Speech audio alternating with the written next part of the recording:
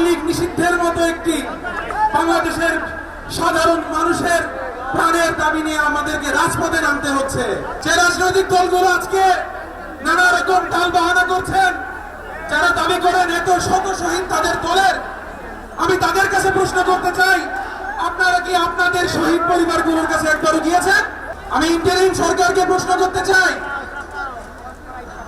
আওয়ামী লীগের রাজনীতি নিষিদ্ধ করার জন্য আপনাদের ভয়টা কোন জায়গায়? আপনাদের কি ভ্যালিডেশন প্রয়োজন? 2000 শহীদ এবং 20 সহস্রাধিক আহত বাংলাদেশে, তাদের কাছে আপনারা যান, তারা সকলেই আওয়ামী লীগ এবং তাদের রাজনীতি নিষিদ্ধের ব্যাপারে এক বাক্যে বলবে।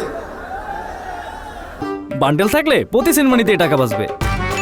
বিকাশ সেনমানি বান্ডেল কিনে জিতুন প্রতি লেনদেনে। যে রাজনৈতিক দলগুলো আজকে নানা রকম টাল বাহানা করছেন, যারা দাবি করেন এত শত শহীদ তাদের দলের, আমি তাদের কাছে প্রশ্ন করতে চাই, আপনারা কি আপনাদের শহীদ পরিবারগুলোর কাছে একবারও গিয়েছেন? আপনারা কি আপনাদের আহতের কাছে একবারও গিয়েছেন? আমার মনে হয় না গত 16 বছরে আপনাদের যেসব নেতাকর্মী গুম, খুন এবং ফ্যাসিবাদী হিটলারের নাজিবাদী স্টাইলে যে গণহত্যা সহ সকল প্রকার নির্যাতনের শিকার হয়েছে, আপনারা তাদেরকে ভুলে গিয়েছেন। আপনারা তাদেরকে ভুলে গিয়েছেন। যদি আপনারা তাদেরকে ভুলে না গিয়ে থাকেন, তাহলে আপনাদেরকে এই আওয়ামী লীগের রাজনীতি নিষিদ্ধের ব্যাপারে এত টাল বাহানা করা লাগে না।